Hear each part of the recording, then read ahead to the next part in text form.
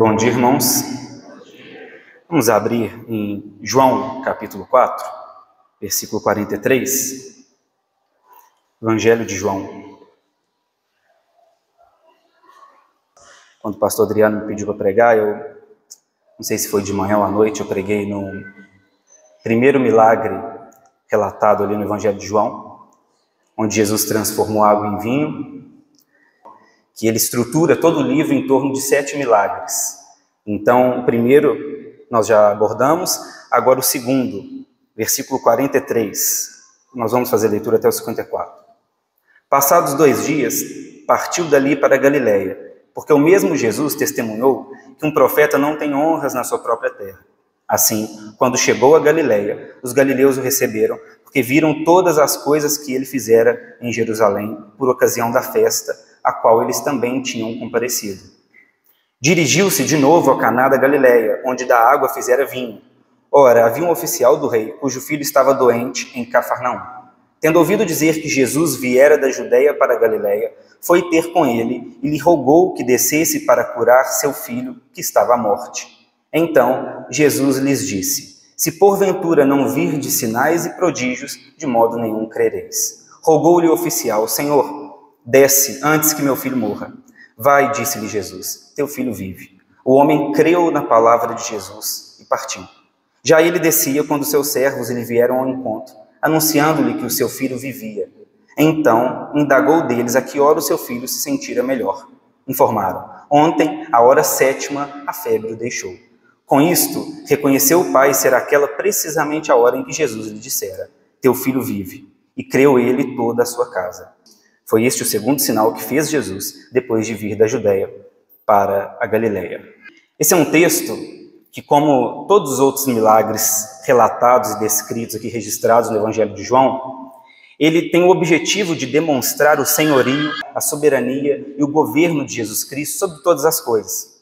Nós vamos ler daqui a pouco, no capítulo 20, 31, quando João diz que o seu evangelho tem como objetivo registrar todos os feitos, todos não, né? Uma parte dos feitos de Jesus, a fim de que nós possamos crer no nome dele e, através dessa fé, desfrutar de vida. Agora, esse texto ele vai falar, então, precisamente sobre fé, como Jesus Cristo governa sobre a fé e sobre algumas características da fé salvadora. Nós distinguimos, então, nós percebemos nas Escrituras que existe uma fé que carrega elementos de salvação, ou seja, é uma fé salvífica, é uma fé que deposita a sua confiança em Jesus Cristo, que confia em suas promessas e que, portanto, habilita o homem a estar unido com Jesus Cristo pela graça dele. Mas nós percebemos também que existe em nossa cultura o linguajar e a terminologia de fé. Hoje em dia as pessoas usam fé para tudo. Então, fé pode ser algo fora do contexto religioso, na nossa cultura,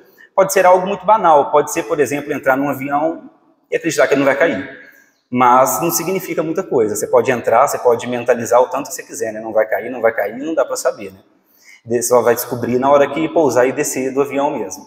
Até que você precisa até descer do avião ultimamente, né? Porque só pousar já não está dando para descansar, né? Antigamente, quando pousava, eu já descansava. Agora, até chegar lá na área de desembarque, que eu não descanso mais. Mas só, particularmente, um registro pessoal meu aqui, tá? Tenho certeza que os irmãos não têm medo de andar de avião, não, né? Segundo, quando você vai num restaurante, por exemplo, e pede alguma comida, as pessoas pedem uma comida, alguma coisa, você confia que não vão cuspir na sua comida. Isso pode ser fé, né? É um tipo de confiança que você não consegue provar. Você pede, ainda mais se você reclamar de alguma coisa, então você vai na confiança que aquilo ali vai sair do modo esperado. A questão é que nenhuma dessas coisas possui uma base suficiente para você acreditar, mas elas podem te trazer uma espécie de paz psicológica na vida. Já viu aquela coisa, quando você está passando por uma coisa difícil, alguém fala assim: não, mas vai dar certinho, né? Vai melhorar. A gente não sabe qual que é o parâmetro de vai dar certinho. Geralmente o problema vai ser resolvido, né? Mas às vezes não vai.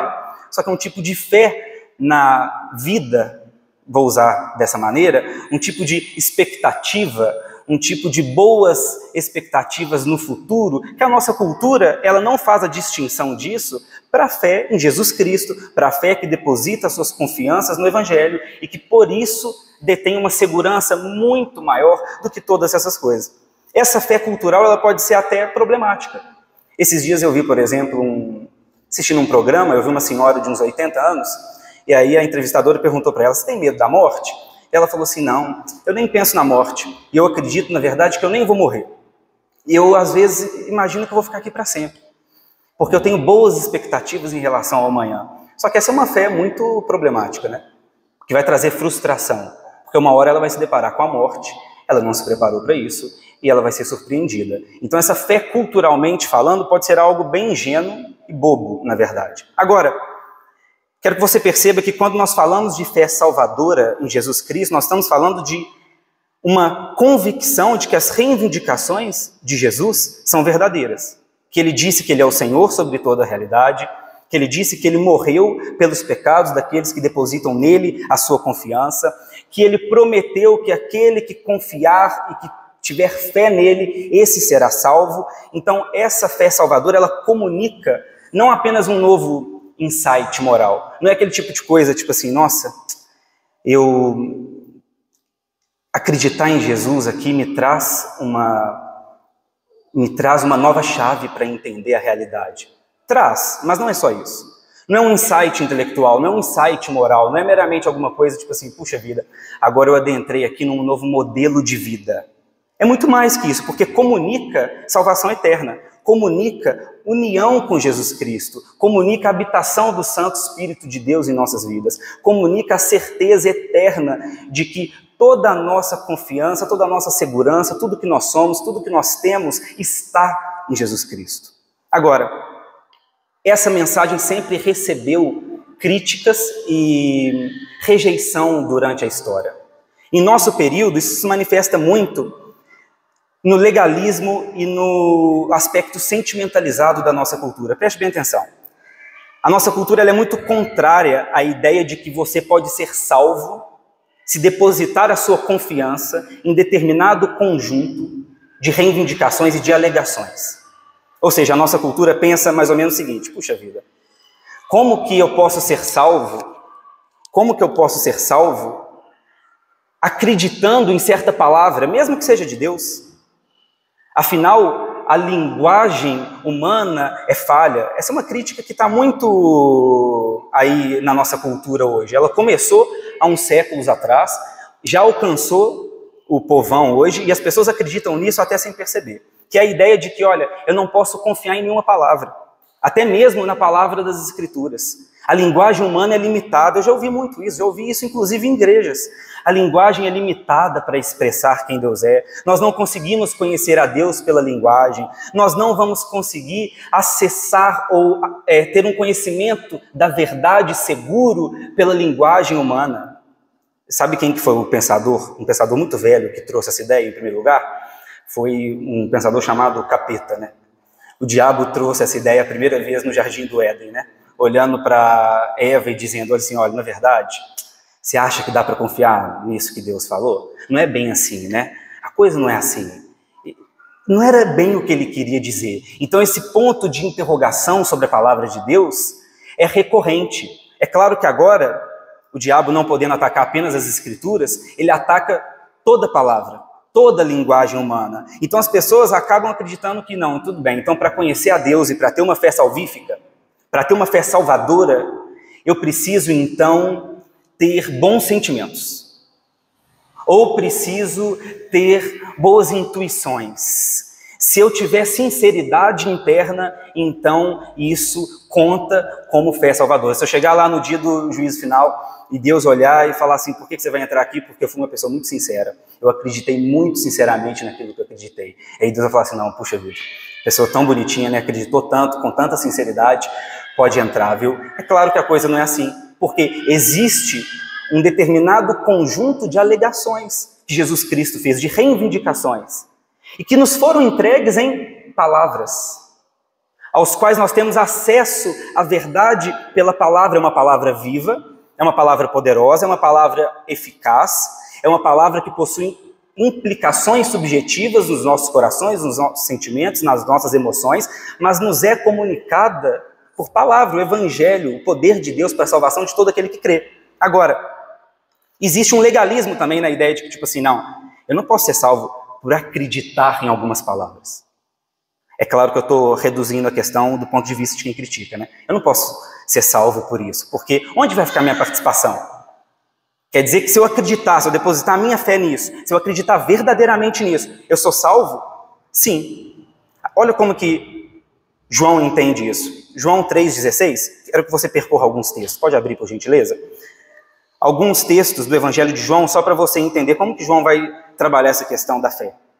João 3,16, deve ser o versículo mais conhecido, né? Porque Deus amou o mundo de tal maneira que deu seu Filho unigênito, para que todo que nele crê não pereça, mas tenha vida eterna. João claramente demonstrando aqui que aquele que deposita a sua fé em Jesus Cristo, ou seja, a sua crença, só que aqui crença claramente entendido como algo verdadeiro, mas ainda assim como uma crença, não são meramente boas práticas morais ou sinceridade, mas aquele que acredita que Jesus Cristo é o Filho de Deus, que Ele morreu pelos pecados, essa pessoa tem a promessa da vida eterna. 6,47, em verdade vos digo, quem crê em mim tem a vida eterna. João 17,20, não rogo somente por estes, mas também por aqueles que vierem a crer em mim por intermédio da sua palavra. Olha que curioso que Jesus Cristo está dizendo. Como que as pessoas vão crer? Por intermédio da palavra. As pessoas não vão crer por intermédio de shows pirotécnicos, elas não vão crer por intermédio de manifestações sentimentais, que a nossa cultura mergulhou nisso, uma cultura muito introspectiva, que gosta de se esconder nos recônditos do próprio coração e que tem uma desconfiança, um certo ceticismo em qualquer coisa que seja externa ao próprio coração, que acredita só nos próprios sentimentos e nada do que é externo ao próprio sentimento. A nossa cultura, obviamente, vai ter rejeição a isso, mas Jesus Cristo está dizendo: aqueles que vierem a crer em mim vão crer por intermédio da palavra. 20:31, apóstolo João relatando que estes, porém, foram registrados para que creiais que Jesus é o Cristo, o Filho de Deus, e para que crendo tenhais vida em seu nome. Ou seja, uma crença verdadeira, uma fé salvífica em Jesus Cristo, ela comunica então vida a partir do nome de Jesus. Agora, a fé então, ela é tão importante na identidade cristã, que toda a identidade cristã se baseia na fé. Não em ser uma boa pessoa. É importante você entender isso, porque às vezes até pessoas que possuem uma fé salvífica lutam contra isso, porque é fácil, não é fácil, mas é comum nós apreendermos a justificação pela fé, mas isso não é internalizado de uma maneira que nós baseamos toda a nossa identidade nisso. Só que a identidade do cristão não está baseada em ser uma boa pessoa, em ser alguém de sucesso, em ter muitas realizações, em ter uma boa família, mas sim depositar a fé em Jesus Cristo. Ou seja, nós estamos unidos a Ele, é isso que define. É isso que quando você pergunta para um cristão assim, o que faz a sua vida ter valor? Não é se nós tivemos sucesso. Não é se nós chegamos no fim da nossa vida, olhamos para trás e falamos assim, puxa vida, eu deixei um grande legado, deixei a minha família bem financeiramente, fiz isso, fiz aquilo. Não é isso. É se de fato nós somos definidos por quem Cristo é. Olha só o que aconteceu no ano 177 depois de Cristo. Teve um surto de perseguição aos cristãos, onde atualmente é a cidade de Lyon, na França. E lá teve um surto de perseguição, prenderam muitos, mataram muitos, mais de 100. E um dos cristãos que eles prenderam, quando eles perguntavam para esse cristão, qual que é o seu nome? Ele respondia, cristão. E aí perguntavam, onde você morava? Ele, cristão. Qual que é a sua família? Eu sou cristão. Tudo que os interrogadores, aqueles que o prenderam, perguntavam, ele respondia, eu sou cristão. Ou seja, é isso que vocês precisam saber. A comunicação dele basicamente era o seguinte, olha, o que me define não é o meu nome, não é a minha família, não é se eu sou um escravo, se eu sou livre, não é qualquer outra coisa que vocês possam tentar rastrear na nossa cultura ou nesse momento terreno. O que me define, a melhor coisa que me define é o fato de que eu deposito, acredito fielmente, deposito toda a minha confiança nas palavras de Jesus Cristo. O que me faz, então, ser um cristão. Então, quando o cristão olha ao redor, a pessoa que tem uma fé salvadora, ela entende, essa é uma característica da fé salvadora, ela entende então que o fundamento da sua identidade não são as coisas que ela conquista ou qualquer outra coisa, mas sim aquilo que Cristo é e nos é comunicado pela fé. Agora, 3 características então da fé salvadora a partir desse texto, uma breve introdução para a gente entender algumas questões. Primeiro, a fé salvadora ela envolve a razão. Versículo 46 e 47. Capítulo 4, versículo 46. Dirigiu-se de novo a Caná da Galileia, onde da água fizera vinho. Ora, havia um oficial do rei, cujo filho estava doente em Cafarnaum. Tendo ouvido dizer que Jesus viera da Judeia para a Galileia, foi ter com ele e lhe rogou que descesse para curar seu filho, que estava à morte. Veja só, Jesus já tinha aqui certa fama no momento. As pessoas já falavam de Jesus, porque ele já tinha realizado alguns milagres que tinham já dado certa notoriedade para ele. E aí o que acontece é que esse homem ouve sobre Jesus, sobre o poder de Jesus, e que tem alguém realizando milagres. E sendo um oficial do rei, ou seja, alguém de alta patente, alguém com influência, alguém com recursos, ele com certeza já tinha procurado todos os meios possíveis para tentar resolver o problema do seu próprio filho. O que acontece é que quando ele ouve então que Jesus Cristo ia passar por ali, cerca de 30 quilômetros de Cafarnaum, ele vai até a Galileia, até Caná, e ele roga a Jesus Cristo pela cura do seu filho. Eu quero que você perceba que o que ele está fazendo são considerações racionais, que envolvem entendimento. E a fé salvadora está surgindo no coração desse homem, porque Deus, em sua providência, ele trabalha através de muitos meios para nos atrair a ele. Nós sabemos disso. A vida do apóstolo Paulo, nós temos muitos registros nas Escrituras, onde Deus vai trabalhando até que em um determinado momento a pessoa submete o seu coração. Existe um checkmate ali onde a pessoa é convencida pelo Espírito Santo, entrega a sua vida a Cristo, deposita sua confiança em Jesus. Mas aqui nesse momento, ele está fazendo uma consideração. Bem, esse homem, todos dizem que ele tem um poder muito grande, ele está realizando milagres, ele transformou água em vinho, ele fez muitas coisas, então eu vou levar a minha questão diante dele, porque faz sentido.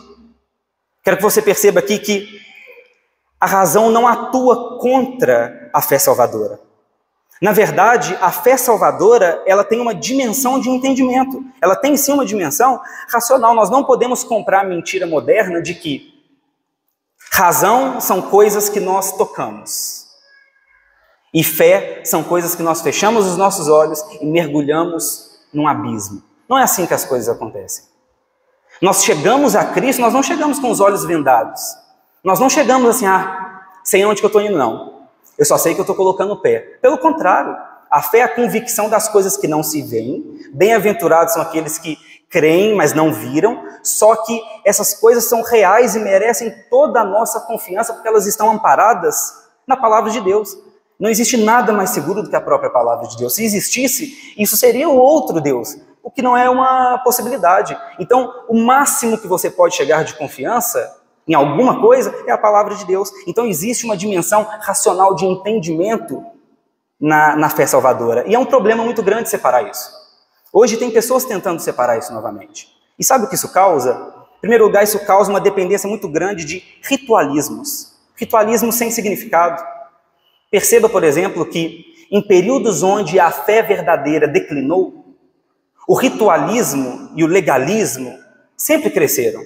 Foi assim durante a Idade Média, até que raiou a Reforma Protestante e chamou uma volta da palavra. Só que hoje existe uma nova abordagem, muitas vezes no meio evangélico, inclusive, está ficando muito famosa a ideia de que não, nós precisamos voltar a determinada abordagem litúrgica. É claro que questões litúrgicas são importantes, mas a fé verdadeira, a fé salvadora não reside nisso.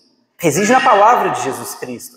Reside num coração contrito, que deposita a sua fé em Jesus, que se arrepende dos seus pecados. Então essa volta testifica de, olha, a palavra está em declínio. Quando a palavra está em declínio, sobem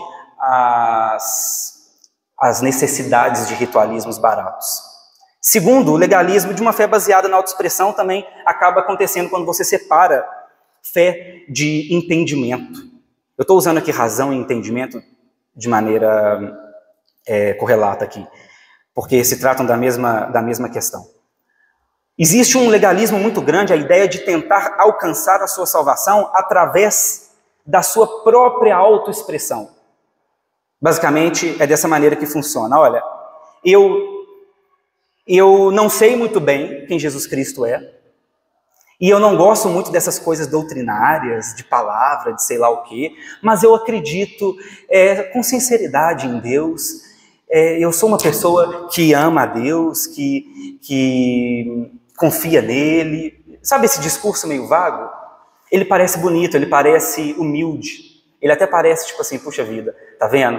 É uma pessoa que não se preocupa com coisas apenas de palavra, ela vai para o interior do coração, né?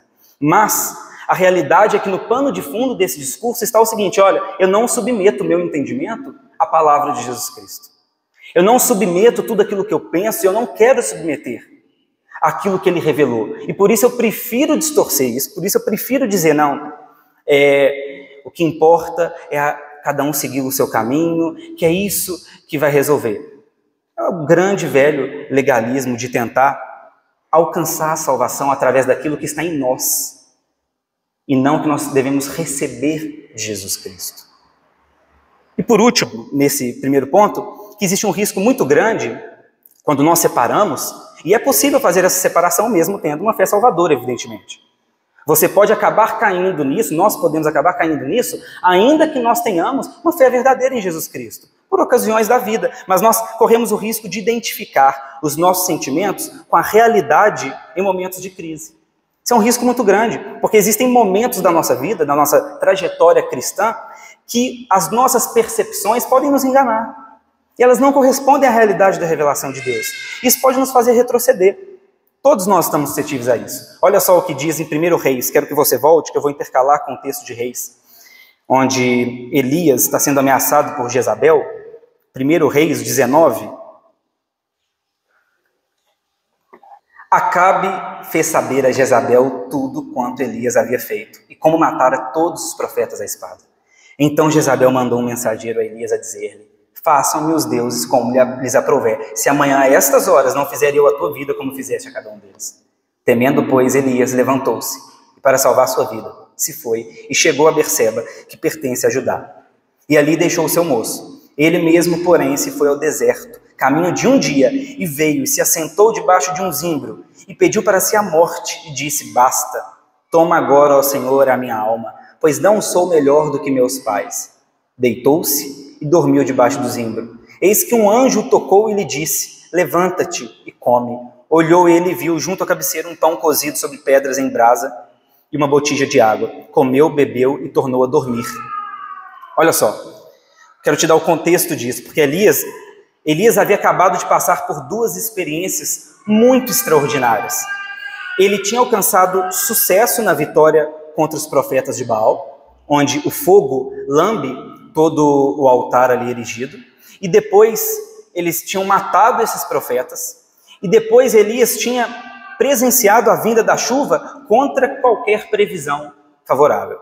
Então ele tinha passado por duas experiências muito relevantes, muito grandiosas, que Deus havia se revelado de uma maneira muito poderosa. Agora, no outro dia, a mensagem que ele recebe é que Jezabel vai matá-lo até o outro dia. E o que acontece aqui em Elias é que existe uma clara quebra de expectativa, uma clara frustração aqui na vida de Elias, onde ele está, a vida ministerial e todo o contexto do povo está em crescimento, e provavelmente ele estava fazendo esse tipo de leitura, só que de repente, o resultado daquilo não foi que Jezabel se curvou, ou Acabe, ou que aquilo ali trouxe algum tipo de...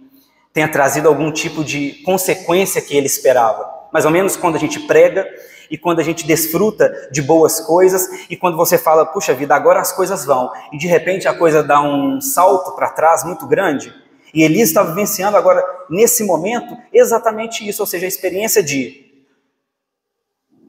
quebra de expectativa. As coisas estavam tão bem, parecia que estava tudo indo de uma maneira que todo Israel se curvaria diante de Deus de Israel, mas não. Jezabel promete que no outro dia ele estaria morto. Isso porque a vida não anda numa linha reta, como muitas vezes nós gostaríamos. E é comum, então, nós olharmos para o contexto à nossa volta, é comum nós olharmos para nós mesmos, como Elias fez, né? Eu não sou melhor do que meus pais. E sempre que nós fizermos isso, e a nossa fé, ou nós acoplarmos os nossos sentimentos, a nossa visão, a realidade que nós percebemos, não a realidade que Deus revelou, nós corremos o risco de assumir toda essa frustração como se fosse o ponto final da história. Então é importante você entender que o entendimento de uma fé salvadora nos traz luz em momentos onde existem nuvens, onde as coisas estão turvas, onde nós não conseguimos claramente distinguir. Momentos de frustração, momentos de adversidade, momentos de conflitos internos, momentos onde você talvez acredita que Deus já não tem perdão, momentos onde você percebe a inadequação. Quantas vezes nós percebemos isso, a nossa inadequação à verdade de Deus? Nós precisamos, nesses momentos, ter um claro entendimento de que a fé salvadora, a nossa fé não pode ser apenas dependente das nossas experiências de momento, das nossas próprias leituras circunstanciais. Jonathan Edwards, naquele livro Afeições Religiosas, ele tem uma ilustração boa para isso. Ele escreveu o seguinte: por um lado, é indispensável que haja não somente um coração dotado de fervorosa afeição, mas também luz no conhecimento. Pois onde há calor sem luz, nada pode haver de divino ou celestial. Então, em primeiro lugar, a fé envolve razão, ela envolve clareza, ela envolve luz e ela envolve entendimento. Só que nós não podemos parar na razão. Nós não podemos ter uma fé que se baseia apenas na razão. Por quê? Porque nós não conseguimos provar todas as coisas da maneira que nós gostaríamos. Eu falei de algumas coisas no início, né? Nós não conseguimos provar, por exemplo, que o avião vai pousar. Coisas comuns da vida nós não conseguimos. Nós não conseguimos saber com certeza que, eu já citei isso outras vezes, né, que a pessoa que nós vamos casar, embora nós utilizemos critérios bíblicos, mas que tudo que ela nos revelou corresponde à realidade. Isso é uma confiança. Tem muita coisa na vida comum que exige a nossa confiança, que exige, de alguma maneira, algo que é suprarracional, que está além da razão, não irracional, não contrária, não contraditória, mas que está além da nossa compreensão daquilo que nós conseguimos acessar completamente. E aí é o segundo ponto, que a fé salvadora ela envolve confiança. Olha o que acontece na trajetória desse homem. Versículo 48 agora, João capítulo 4, versículo 48. Então Jesus lhe disse: se porventura não virdes sinais e prodígios, de modo nenhum crereis. Rogou-lhe o oficial: Senhor, desce antes que meu filho morra. Vai, disse-lhe Jesus, teu filho vive. O homem creu na palavra de Jesus e partiu. Então, o que significa uma fé envolver confiança? Significa que, embora a nossa fé carregue entendimento, a fé salvadora tem entendimento, tem razão, ela deve também envolver uma confiança irrestrita na palavra de Cristo. Não é em qualquer coisa vaga. Não é uma confiança vaga no universo. Já devem ter ouvido isso por aí, né? Mas não, eu confio que o universo está me mandando boas energias, esse tipo de coisa. É uma confiança muito objetiva e clara na palavra de Cristo. Esse homem ele está desesperado, está buscando a cura para o seu filho.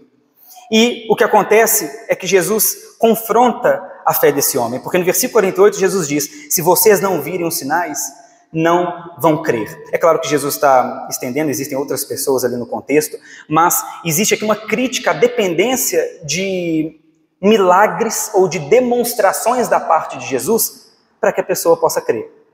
Isso é uma característica de uma fé que ainda não é salvífica.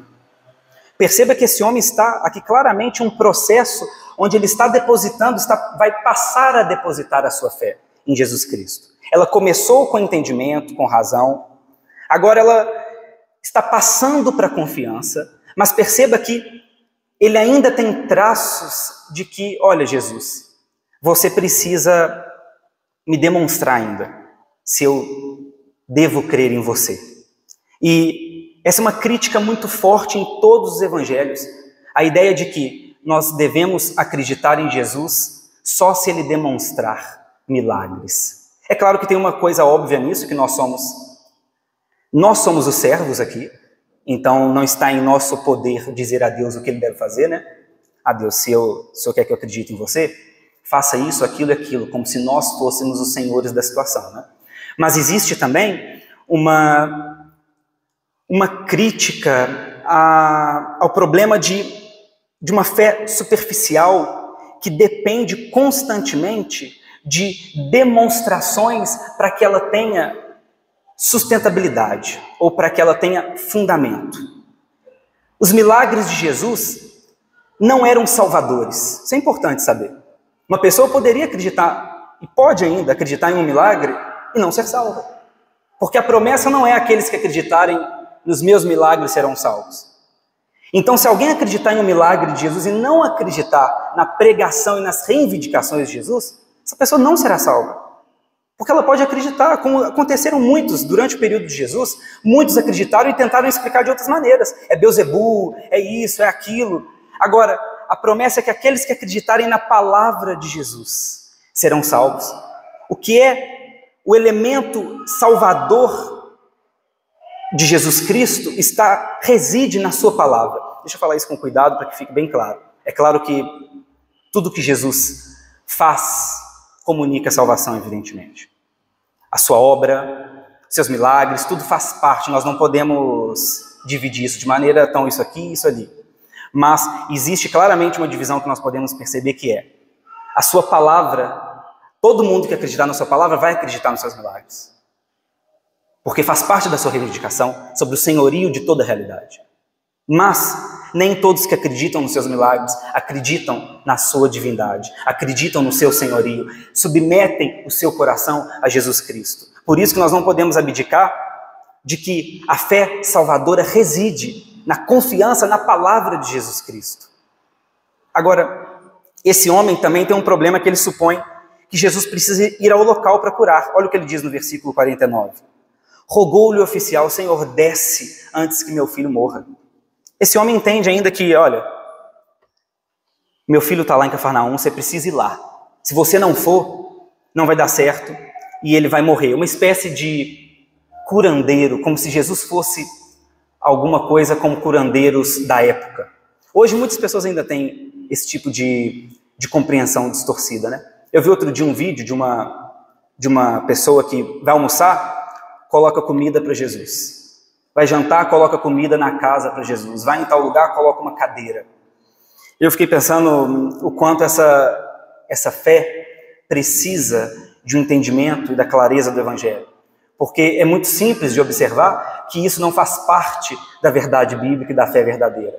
Isso faz parte de outro tipo de religião. Você ficar colocando comida para uma coisa como se a divindade que você acredita fosse algum tipo de Exu que precisa ficar comendo ali e deixar umas oferendas desse tipo. Então, quero que você perceba aqui que essa fé ainda é uma fé problemática. Mas a coisa continua. Ele diz também, versículo 49, voltando, rogou-lhe o oficial: Senhor, desce antes que meu filho morra, também entendendo de maneira distorcida que se o filho morresse, Jesus Cristo não poderia fazer muita coisa. Tudo isso demonstra o quê? Que essa fé ainda não havia se convertido em segurança clara em Jesus Cristo. Esse homem ainda estava dependente de algumas coisas. Agora, versículo 50 demonstra como que isso vai passar de uma fé comum para uma fé salvadora. Olha o versículo 50. Vai, disse-lhe Jesus: teu filho vive. O homem creu na palavra de Jesus e partiu. Em primeiro lugar, eu quero que você perceba o seguinte, olha, a fé salvadora, que agora ela apresenta 3 características. Se você perceber aqui, existe uma fé muito clara desse homem na palavra de Cristo. Olha o que está acontecendo. Jesus fala: vai que teu filho vive.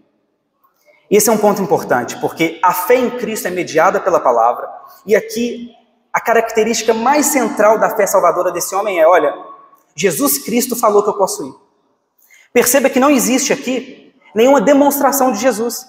Jesus não transporta esse homem, ele não traz o filho e fala: você está vendo aqui? Você pode confiar. Mas esse homem confia agora que a palavra de Jesus é suficiente para ele ir embora. Ele confia que a palavra dele carrega um poder salvador, que ele pode confiar e que ele pode depositar toda a confiança dele. Quero que você volte comigo em 1 Reis, capítulo 19, versículo 13, porque Elias vai passar por uma experiência semelhante, embora em estágio diferente da vida cristã. Elias, evidentemente, nessa altura do campeonato aqui, já era alguém que tinha uma fé bem solidificada em Deus. Capítulo 19 de 1 Reis, versículo 13. Ouvindo Elias, envolveu o rosto no seu manto e saindo pôs a entrada da caverna. Eis que lhe veio uma voz e lhe disse: que fazes aqui, Elias? Ele respondeu: tenho sido em extremo zeloso pelo Senhor, Deus dos exércitos, porque os filhos de Israel deixaram a tua aliança, derribaram os teus altares e mataram os teus profetas à espada. E eu fiquei só e procuram tirar-me a vida. Olha o que está acontecendo. Elias está amedrontado numa caverna agora. E Deus pergunta a Elias o seguinte: olha, o que você está fazendo aí? Elias responde com um retrato que não corresponde à realidade. O que Elias responde basicamente é: olha, nada disso aqui faz sentido. Nada disso aqui tem propósito. Os filhos de Israel abandonaram a aliança, derribaram os altares, mataram os profetas, só eu sobrei e nada faz sentido. Aqueles momentos da vida cristã que você para e fala assim: puxa vida, é o fim da linha, né? A religião evangélica verdadeira está em declínio, ninguém quer Deus, as pessoas não ouvem o evangelho, a gente tenta proclamar e ninguém dá ouvidos. Ou eu ainda tenho certas frustrações na minha vida cristã, certos desafios que eu não consigo suplantar, que eu não consigo vencer. Então existe um mix de situações que está acontecendo aqui com Elias e o faz regredir. Agora, olha como que Deus cuida de Elias. Olha como que Deus se move em direção a Elias. Olha como que ele renova a disposição de Elias. Versículo 15. Disse-lhe o Senhor: vai, volta ao teu caminho para o deserto de Damasco. E chegando lá, unge a Azael, rei sobre a Síria. A Jeú, filho de Ninzi, ungirás rei sobre Israel, e também Eliseu, filho de Safate, de Abel Meolá, ungirás profeta em teu lugar. Quem escapar à espada de Azael, Jeú matará. Quem escapar à espada de Jeú, Eliseu matará. Também conservei em Israel 7.000, todos os joelhos que não se dobraram a Baal, e toda boca que o não beijou. Isso é muito belo de ver, porque o cuidado de Deus aqui com Elias se manifesta pela palavra. Pouco antes, quando Deus tinha dado comida a Elias, o que Elias fez? Elias voltou a dormir.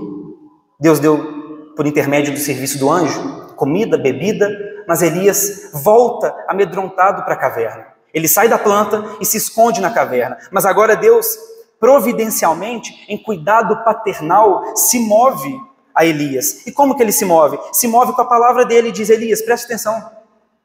Você está fazendo um retrato distorcido da coisa, que é como nós fazemos em momentos de frustração, que é como nós fazemos em muitas circunstâncias da nossa vida.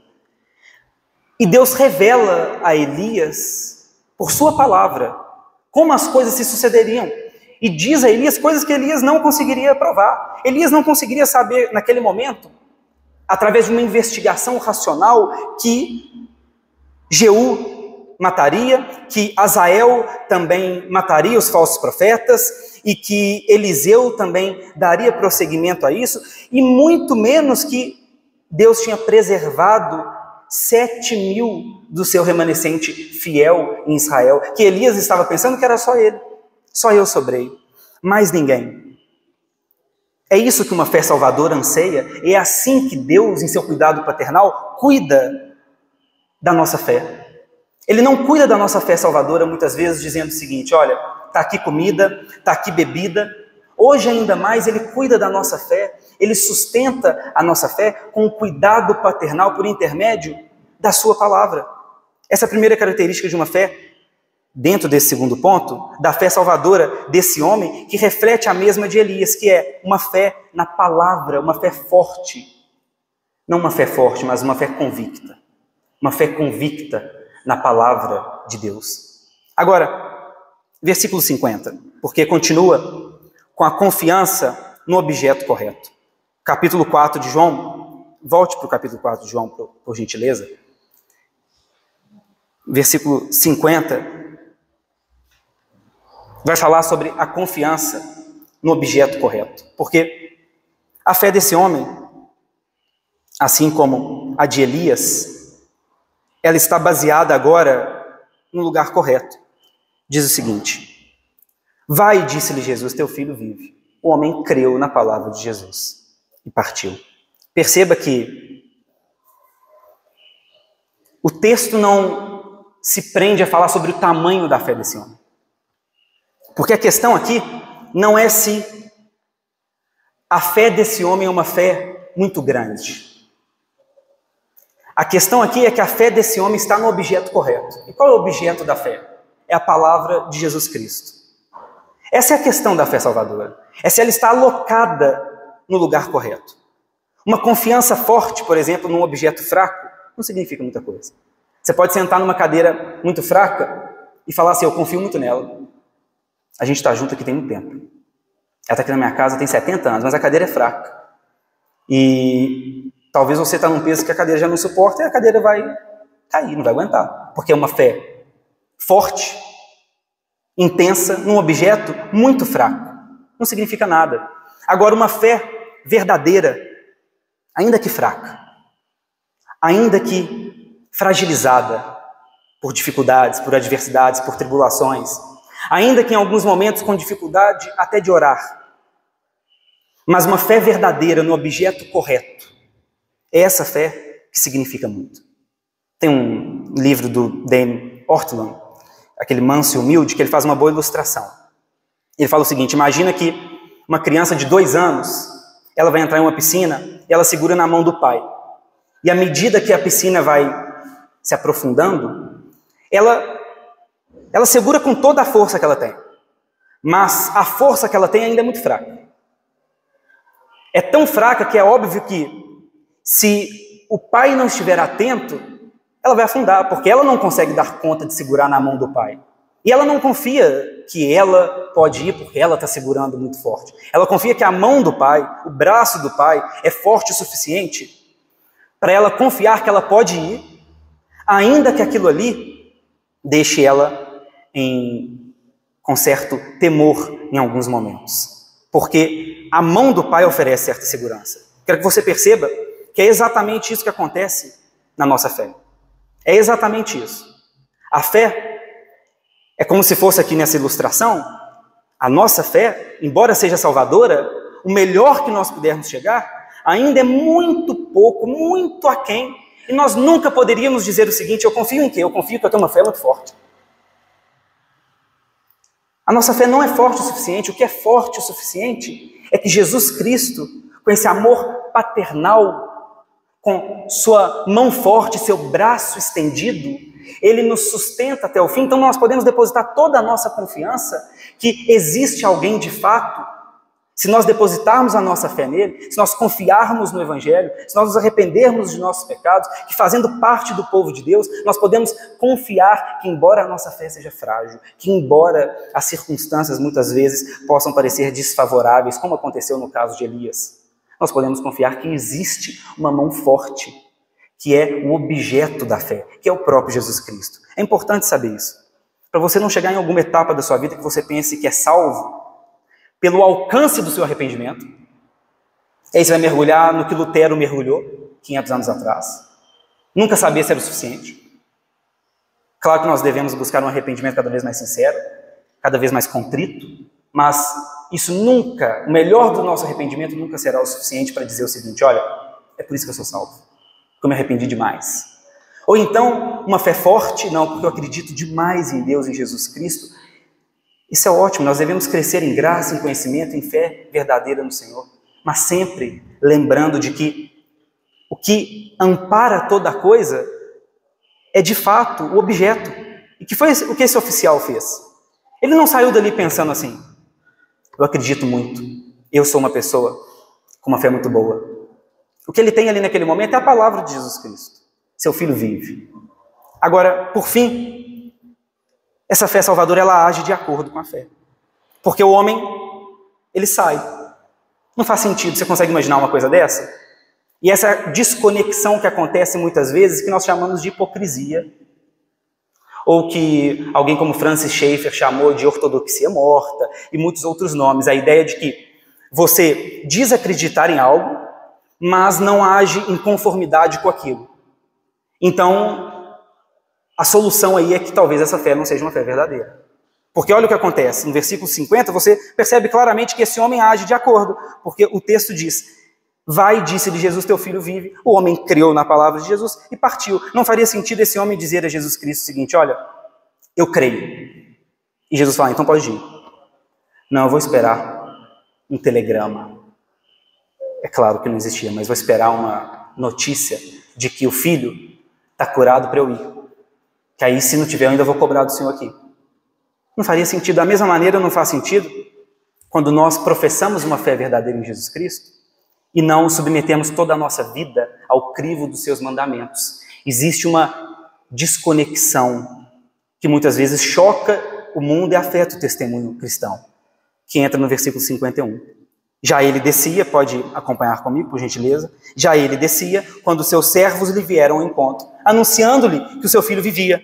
Então indagou deles a que hora o seu filho sentira melhor. Informaram: ontem, à hora 7ª, a febre o deixou. Com isto, reconheceu o pai ser aquela precisamente a hora em que Jesus lhe dissera: teu filho vive, e creu ele e toda a sua casa. Ele já tinha acreditado, evidentemente, e aqui é uma repetição de que ele creu, mas também que toda a sua casa acreditou juntamente com ele, depositou a sua fé, a sua confiança em Jesus Cristo. Então a fé salvadora é uma fé que se torna pública. Necessariamente é uma fé que se torna pública. Ele volta para casa e a fé que ele tem encontra uma expressão pública de alguém que confia em Jesus Cristo e que diz: olha, isso aqui que aconteceu é porque Jesus Cristo realizou.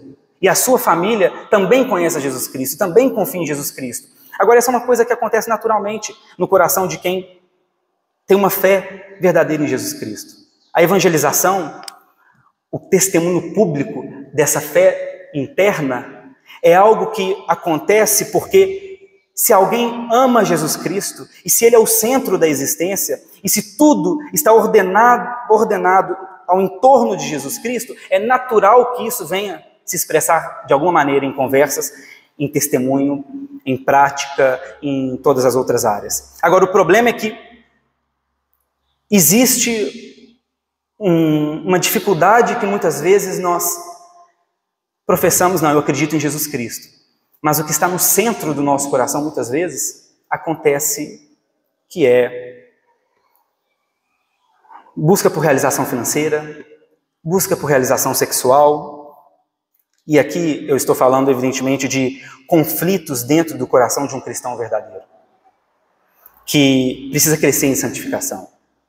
E que isso, de alguma maneira, afeta o testemunho público do Evangelho, porque não deixa claro para a sociedade, para os outros, que tudo o que aconteceu nas nossas vidas, de bom, e tudo que nós experimentamos de fato, e toda a salvação, e todo o perdão, e toda a redenção, que aquilo ali brotou de Jesus Cristo. Que aquilo ali veio da palavra dele, que veio do Evangelho.